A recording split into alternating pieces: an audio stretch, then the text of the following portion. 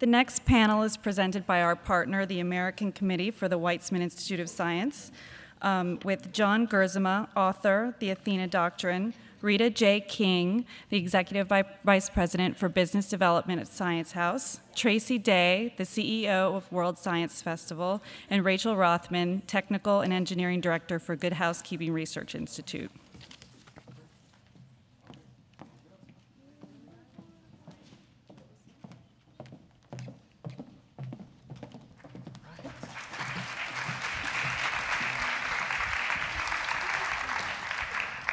Good afternoon. I am so excited to be here because this is such an incredibly important topic. We are going to unpack in a brief half hour how do we take STEM and really take it to the next level by building more inclusivity with women and girls. And there's a lot to get into this topic, so we're going to jump right into it. But I want to introduce our panelists first. I want to talk first, I'll kind of go stage left to stage right. We'll figure this out.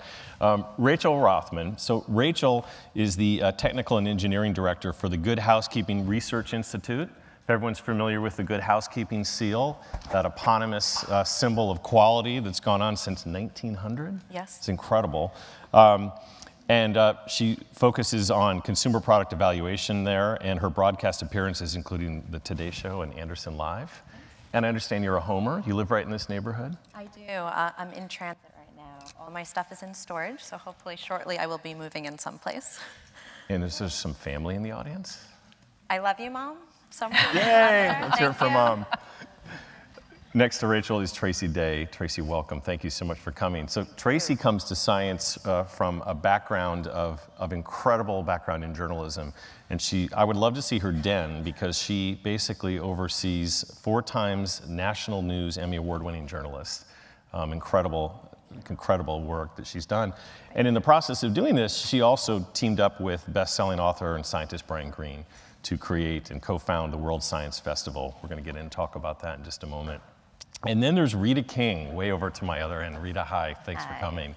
So Rita is a Science House EVP for Business Development, also currently serves as the futurist at NASA Langley's think tank, the National Institute for Aerospace. And she's also a member of the Association of Professional Futurists and a Salzburg Global Fellow with a focus on the future of intercultural collaboration through arts and sciences. So thank you all for coming. Let's just jump right into it. Talk to us a little bit about science from every different angle, because I think you've all kind of come at it from different vantage points. How did you get interested in it, and how did it sort of become part of your life?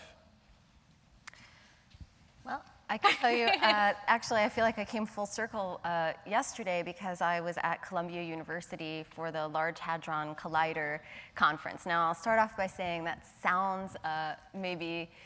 Well, it was physicists talking to physicists yesterday, okay? So I didn't expect to understand the math behind the measurement that they were talking about. However, I first got interested in science at Columbia University when I was a little kid. I played hooky from school. I was growing up in Brooklyn and went to a physics lecture, and I heard about quarks. Well, we all do, playing hooky. Yeah, that's what kids do when they play hooky. They go to physics lectures. You should just let them play hooky all the time. So I didn't realize there were subatomic particles, and my imagination just got completely ignited, and I've been, I call science agnostic since then. I will learn about anything I can get my hands on, whether it's about the ocean, the air. I think it's the way the human race moves forward is through intelligence, and scientific research propels that forward. So I've been obsessed with science since I was little. Tracy, how about you? So unlike Rita, I had absolutely no interest in science as a child, regrettably. It wasn't really anything that I considered or thought about as a potential career path. So as you mentioned, I was a journalist with ABC News for many years. I covered wars, I covered politics, I covered all kinds of things except science, because mainstream media didn't really do that. Mainstream media at the time thought that science was boring. People didn't really want to, watch programs about it. So what happened was, in 1999, I was doing a program called The Century with Peter Jennings, and I was producing a section of that called The Thinkers. And it's where I met Brian Greene. who's a physicist and mathematician and author and all of those wonderful things. And I found, number one, that the scientists were just really interesting. You know, they had great stories to tell, and people didn't really know who they were. I mean, they weren't household names like other professionals. And I also noticed that, you know, people were scalping tickets all over the country to hear Brian speak, or they were reading these books. They were reading these very high-level science books. And I thought, you know, there's a subculture out there of people we don't even know about who would I think, welcome programming brought to a general audience in a way that is not didactic only, or kind of eat your peas, this is important to you, therefore you must learn science. They're great stories, and so we seized the opportunity to, you know, to found an organization that really takes the storytelling of science very seriously and the production of these programs very seriously. And it's the most creative thing I've ever done. So that's how I found science. See, I think that's so interesting, and Rachel, maybe you could elaborate on this idea that science, we think about it in very analytical terms, and yet science touches our lives daily, right? We are all sort of affiliated with the Weizmann Institute for Science, which is really focused on, you know, this intersection of people and humanity and progress. And, you know, does science need a makeover? What does science need to sort of really, you know, make it connect to our everyday lives? So one thing that I love is, in my evaluation of consumer products, I touch every single vertical. I'm in the kitchen, I'm in your bedroom, I'm in, you know, everywhere in your home. And science is everywhere. It's on this chair, it's in this bottle, it's everything that you're touching. And I think we need to showcase real life examples, make it tangible, make it graspable, show people it's the really important, impressive scientists that are doing the most incredible things, but it's also everyday people. It's asking questions and it's looking around you, and it's opening up the world to different possibilities. So is there a scientist in all of us? There is. I truly believe that. I mean, there's certain people who, you know, are going to be asking the questions. There are going to be certain people who are going to go about and try to find the solutions to it. My background's in mechanical engineering. I was a highly inquisitive child. I was very shy and quiet. And I just went about and I broke things apart. I tried to put them back together. And that's kind of how I came about it. But I think showing that there's people all across it, and, you know, bringing young people together with people all the way at the top, the CEOs, but then also people who are doing everything in between. Let me read you. Do you want to say something?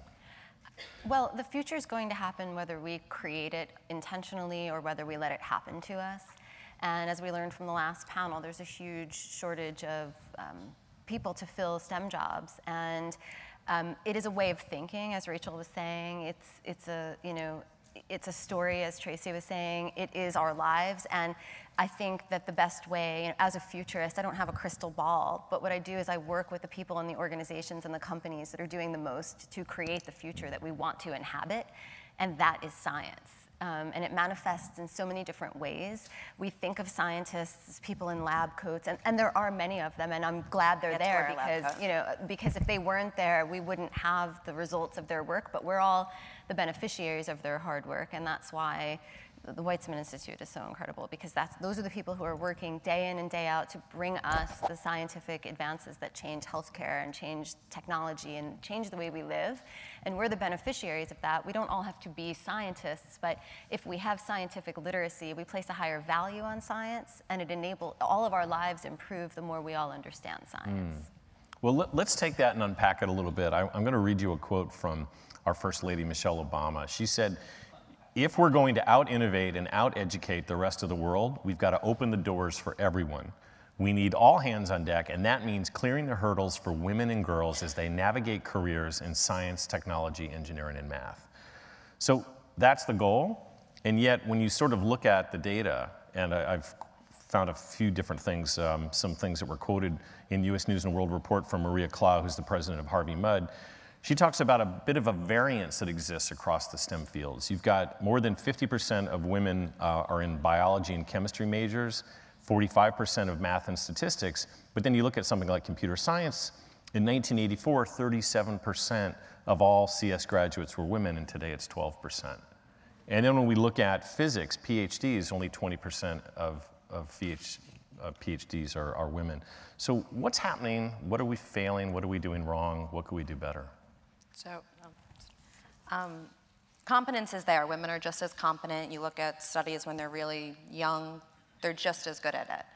They lack a confidence, and that continues to, be unfortunately not as supported as much as it should. And I think that we need to show young women being confident is being, doing action, and going about and saying, I can try it, and if you fail, so what? You learn, and you reward people for trying things, and even if they're not going to be succeeding at it, you say, that's okay, and you continue to create a cycle where they realize it's okay to explore, it's okay to fail, and then sometimes you may succeed.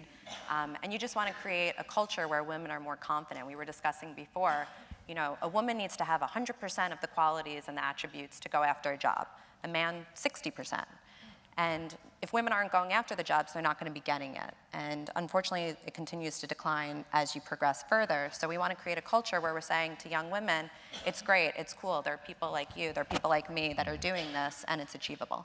I also think, again, I don't come from science, and I say, quite genuinely, regrettably, I didn't consider it when I was a kid. My parents are not scientists. I wasn't exposed to working role models, to working scientists. Most kids, unless they come from a family or they've been exposed to scientists at a young age, they don't know what a scientist does. It's the stereotype that they kind of know, but they don't really understand what a scientist does. And I think that the more you can break down those barriers between a working scientist, woman, we're talking about women here, and kids in particular, they start to see a potential future in an area that they may not have been exposed to, and it's really important. And the other thing I'd say, I find this very anecdotally, women scientists, to your point, women want to be 100% prepared, and men they're sort of good to go at 60 or whatever that statistic was. Also, I find that even when we invite, very accomplished women scientists to come speak at participate in our festival, oftentimes they take a little persuading, whereas men are usually good to go after the first request. Come and be on a stage and they're there. The women sometimes need a little bit, they're busy, they've got kids, they've got deadlines, they've got all kinds of pressures, and they're very focused. And so this kind of other part of their job, which is being a public voice for science and a role model, isn't quite at the top of the list yet. And I think that that's changing and needs to.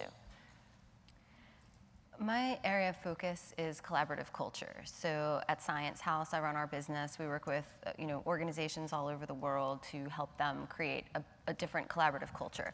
Culture is very nebulous. It's very hard to understand. It's very hard to nail down. So what we do is we visualize the elements of a culture to create a snapshot of the current culture and the future culture and action items to get there. And one of the reasons that I'm excited about the fact that culture is becoming, I say culture is the new social media, right? A few years ago, everything, how do we do social media? How do we do social media? Now it's culture, culture, culture. Everybody wants to know. Really what we're describing is a culture in which we are raised to have certain beliefs. And this is a great example of how science plays in our daily lives and we don't understand. A couple weeks ago, after the horrible shootings in Santa Barbara, there was a Twitter hashtag, #YesAllWomen.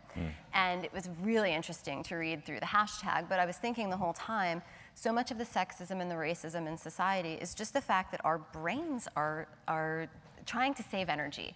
So your brain learns at a very young age over and over and over again how life is supposed to be, and then it just falls into that groove. That's why change is difficult for us. So for example, the more we understand about the way our brains work, the more we can start to re-engineer cultures and societies in which we can identify some of these elements that are manifesting as sexism and racism. So instead of going after these things piecemeal, we can start to re-engineer systems that are just simply, I don't even want to say more equitable. I think, was it Mae West or Marilyn Monroe who said that women who aspire to be equal to men lack imagination? I think it's not a matter of equitable, it's a matter of creating a world in which the culture is such that and science helps us do that. And one of the reasons, we're here today, imagine the world you want and make it happen, to think about the Weitzman Institute. The reason I support them as an advocate for curiosity is largely because, not only because when I learn about what they're doing, it's like a glimpse of the future,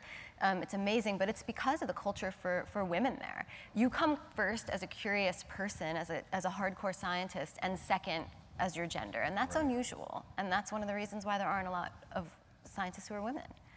And I think it's notable what they're doing and laudable, but yet at the same time, when we look at the broader culture, we're sending different signals to women and girls. I was telling you, I've got a 11-year-old, and she's been sort of told by a couple of boys in her class that she's not good at math, when in fact she's actually pretty good at math. So, what do we do to redress this sort of unconscious bias that exists in culture? You've got shows like The Big Bang Theory, that perpetuate this stereotype of this sort of male geeky kid. And, I wonder, is that an obstacle, or are there certain things that are, switches that are being turned off that are not getting girls to that next level to really drive STEM? I'll add one comment to that, and then I'll pass it off, is that the way we're taught math at school, in school, is like, oh my God, I felt like I was in prison for 12 straight years in school, but I loved math. Nobody ever told us that math was the language of the universe and that we were able to uncover it. It's a journey of discovery. It's like, all right, get your pencils out. We're going to take a test. And so it doesn't feel exciting. It doesn't feel like a journey of discovery. It feels like something boring that we're forced to do. Wish you'd taught me math. So. It's true. No, but I think starting with education and rewriting it. Why hasn't it changed in so many years? Go into the classrooms and give them real world problems. Something happened to this bridge and X number of people, something happened to, and how do you go about fixing it, and how many hours will it take? And anytime you give them real, tangible problems that they're doing, instead of saying, how would you fix this engine? Give them an engine, let them work with it, get their hands dirty. Yeah. And I think I keep coming back, of course, because this is what I do, to the storytelling. Science, math we're talking about too, these are great stories. And the way these subjects are taught often in school, it's rote memorization. It's just boring. And in fact, when we started, this festival, we know all the statistics. We know all of the problems. We know the competitiveness issue. There are all these reasons to bring science to a general audience and such. But we just were inspired by, it's a great story. Let's go ahead and produce it and have fun. And we do a program called Cool Jobs, and the goal is for scientists, we select them to basically get on the stage and sell their jobs to that audience made up of children, usually in their tweens. And we wanted people to, the kids in particular, to say, so if you go live in Africa with the bonobos, you study science to get a job like that, or you're going to build roller coasters in Disney, oh, that's science, or that's a math education, to make that link between that academic experience and a future that is just so exciting. And that is missing often. That's really interesting. Is it also just the nature of mentorship? I mean, for Rachel and Rita, how did you guys push through to get to where you are? My supportive mother out there. Let's hear it for Mom. Yeah, woo. But yeah, unfortunately, I did not have mentors, and I definitely hit roadblocks along the way. And if I wasn't determined, if I didn't know that this is really my passion, this is what I want to do, I probably wouldn't be doing it. And sometimes you learn just as much by what was done wrong to you as what was done right. So I sit there and I try to mentor as many women as I possibly can, through Engineering Girl, it's a website. Everyone in this audience, I invite you to come into the labs. I would love to show you around. A quick pitch on my job. I studied mechanical engineering, and now I get to test the latest and greatest and coolest products out there before they're on the market. So today I'm in a viewing room, and I'm staring at 20 screens, and I'm watching Avatar. And that was part of my job today. And again, I think it's partnering people with people, showing them, there's so many amazing and cool and tangible things that you could be doing. So. And it's fun. It's exactly what it is. It's fun, And I think there's this perception, again, that you're going to be bored out of your mind, you're going to be alone. There are aspects of every job, and there are different types of jobs, but there's so many. This is the future. There is no field in which there's more exciting innovation happening. Yeah. Science is absolutely the cutting edge. And going back to a question you asked earlier, and comments that were made, it is a way of thinking. We're not necessarily advocating, I would love any of you to become physicists, biologists, botanists, that's awesome. But it's also science thinking is a process of curiosity that continuously enables us to undermine our own biases. So I don't know how many of you have been watching Cosmos with Neil deGrasse Tyson, but he made this beautiful comment recently in one of the episodes about this process of undermining your biases and knowing that when you're, it's just so much of what we do in life is magical thinking, and we don't really understand the statistics behind what we're doing. We get in cars every day not realizing how unsafe it is to drive, and yet we're bored by the concept of driverless cars. Let the car drive for me. I mean, I'm happy to sleep during that trip. Other people terrified of the robot insurrection, please, I can't wait to outsource almost everything to robots so we can concentrate on what's important in life. And it's a mindset shift. And the more involved all of us are in the evolution of science, the better the society is going to be, not just in the future, but that we occupy today. Everything we do today, we are contributing to, the future is a constant state of right now, and we're in it. Well, and there's so many opportunities for it, not the least of which is financial. There was a report, again, out of U.S. News and World Report that said that women in STEM fields earn 33% more than their counterparts in other fields. So if we're going to drive more women in here into these important occupations, how do we break through? Again, I go back to Rita and Rachel, and love to know, as you think, Tracy, about your institute, but how did you push through? Did you feel like you were an outsider when you were a teenager? Was there peer pressure? Was there, Look, I moved upstate from Brooklyn when I was 13 years old. I always felt like an outsider, but I think there's something to feeling like an outsider, but there's an increasing growing tribe. And World Science Festival and people like Rachel telling about their jobs, and we're becoming more of a tribe of people, band of outsiders that can be connected through technology, connected through events that bring us together. So I encourage people, I don't think you want to gratuitously feel like an outsider just to be counterculture, but I have the good fortune or the bad fortune, depending how you look at it, of being raised by parents who had no idea what the status quo was, so there was nothing to baseline against. So I was always feeling like an outsider, but it enables you to shape a path and to leave options open. And I think ultimately, as humanity evolves towards something, science tells you we've evolved so much but so slowly, and we're going somewhere. And I think we can consciously shape that evolution. And in every interaction we have, professional, personal, we can make decisions to go in the direction of greater intelligence, but it's often very exhausting. So the more you can connect with other people who have made that conscious decision, the less exhausting it becomes, and the more it becomes part of our mainstream culture. So right now, there's a huge, significant movement underway, and the success of the World Science Festival is a testament to this.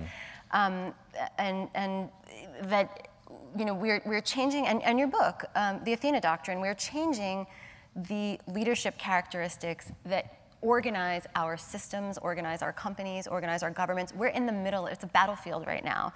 And so I always mentor young women to consider taking up arms in that battlefield, because it is a struggle for the future of humanity, and many of the threats that we face are invisible. CO2 is invisible, code is invisible, algorithms are invisible. So many of the things that govern our future are invisible. And the crux of the work that I do is called the imagination age. We are in an industrial era mindset, and we're headed into the intelligence era. And in the industrial era, it was all about, a bell rings, we go to the next class, timer goes off, the conveyor belt moves. It was very easy to design for the industrial era because it was all about automation. Scalability was about how fast can people move and how fast can you make a part. So all of our education systems are set up to that industrial era mindset. We're going now into the intelligence era. Everything's invisible in the intelligence era. So the imagination age is the period in between, where we can start to take the imagination to start moving away from legacy systems, start moving toward understanding some of these invisible things and make them tangible, and connect with each other in deeper ways. Imagination is how your neurons make connections. And so I find, as a woman, as a professional, as a human being in the world, the more I can connect, there are more and more of us. You're less and less an outsider as this movement gains steam. So you have to have the imagination and the vision to realize that you're moving into an environment where there are more people who think like you do, and we can change the world collectively. I really believe that.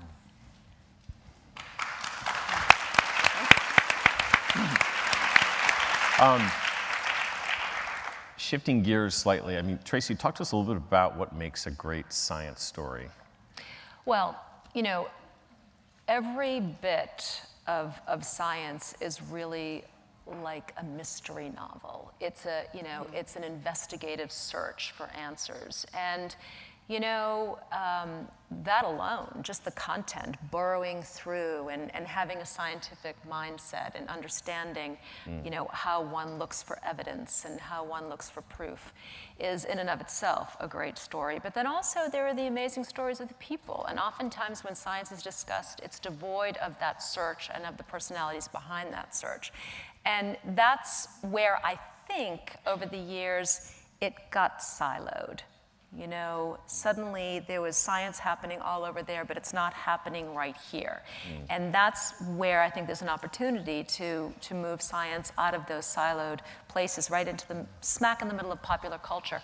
Tell the stories, meet the people, meet the actual scientists. Don't have translators, journalists, telling you, the public, what this scientist did. Have that scientist tell you what they did. And that's part of what we try to do, you know, is bring the scientists, put them on a stage. You know, one question I have for, you're all very intelligent women mostly probably, but you know, how many of you know Marie Curie? Rosalind Franklin? Mary Claire King? So that's my point. Mary Claire King, who we just honored at this festival, is the most extraordinary geneticist you could ever imagine. She discovered the BRCA1 gene, very important to all of us. She is a person who used genetics and DNA sequencing in order to deal with human rights abuses. Back, you'll remember South America in the dirty wars where, you know, a whole generation of people were killed, and the children of that generation were, you know, sent off to God knows where. And a group of grandmothers, do you recall, you know, were marching, you remember this, to try to reunite these lost children with their families. And it was Mary Claire King who recognized you could sequence DNA and find, and how to bring those people together. What an amazing application of science. And yet, no one knows who she is. And that's a shame, because her stories are amazing, she's and she's a role model and a mentor that every girl ought to know about. And why do you think that is? Is that this unconscious bias? Is it women don't promote themselves? Is it, what is it? Oh, you know, I think she's busy. You know, and there needs to be a place where you say, hey, you know, come out and tell the world what you do. And women like that need to be celebrated. Yeah. You know? But I guess that point of making science tangible is really what we're talking about, right? Well, I think we're also in an age where things are accelerating so quickly. It's the most exciting time for me. I have a 3D printer in my lab, and I whip something up, and I have it in front of me. And we have people who are able to build their own websites. They're able to make their own products. We have you know, the whole consumerism online where everyone's making their own things now. And I think everyone, you know, is a scientist, is a builder, is a creator, and we're entering that stage. And I think everything's happening so quickly right now that it's so exciting to see what's going to be before us soon. You know, I had a toilet come in today that I just waved my hand and it flushed. You know? So it's about convenience, and it's about safety and hygienics, and it's about anything that's making your life easier or happier, or you know, whatever it is that's going to bring you joy. So. What else are you cooking up in the lab, Rachel? Tell us. Give us a look at the future. I was spray painting with something that coats it into a super hydrophobic layer so that beads of water, so whether it's dirt, water, whatever, will just repel right off. That's so cool. Another fun one. It's like out of a Batman movie or something. All right, wow. I wanted to go back to the men versus women thing. Do you think in science men are motivated by different motivations, different goals than women?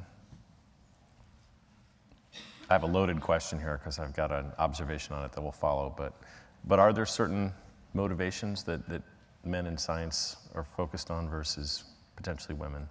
Generalizing broadly. Well, in general, I think men think they're better at it, and women don't think that they're necessarily as good at it, and that kind of propagates, and then people like doing what they're good at. So if girls are thinking they're not good at it, they're staying away from it, whereas men, you know, it's like, I can do this, I'm good at it, I'm going to be making money doing it, why not? I think that that's a big reason why a lot of them go into it. Why aren't we all taught from the time we're born that the single most important thing we can do is contribute something to the ongoing story of what it means to be alive? Yeah. We take right in front of our faces what is real. Yeah.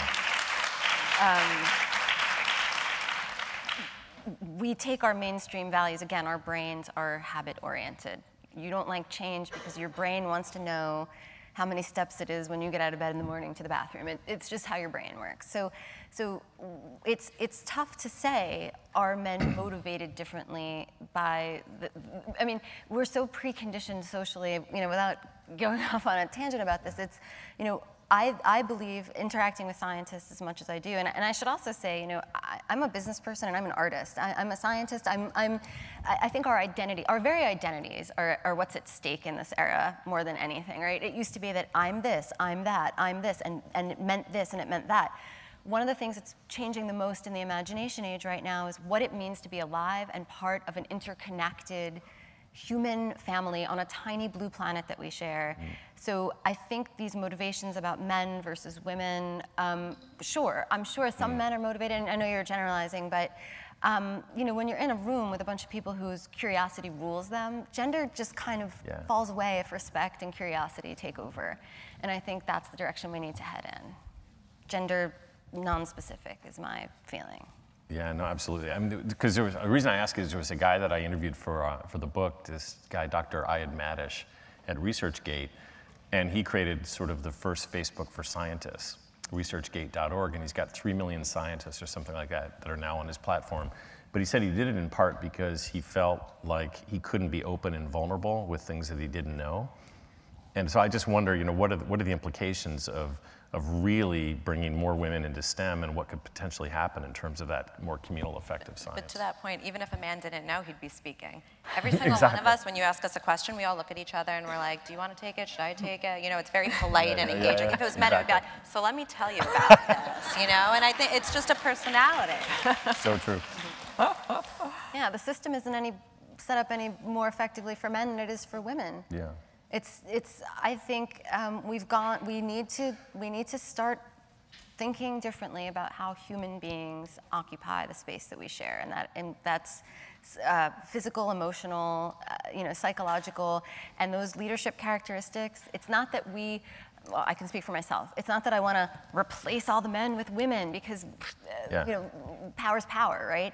It's that there are certain leadership characteristics that all leaders should have, and absent from those leadership characteristics have been traditional female. So women have to understand what it's like to think like a man because the world is set up for men, whereas men don't have to understand these female systems. So we're moving toward hopefully, a more evolved consciousness. Well, we'll have to leave it on that note. Thank you so much, all three of you, for your time. Really appreciate it.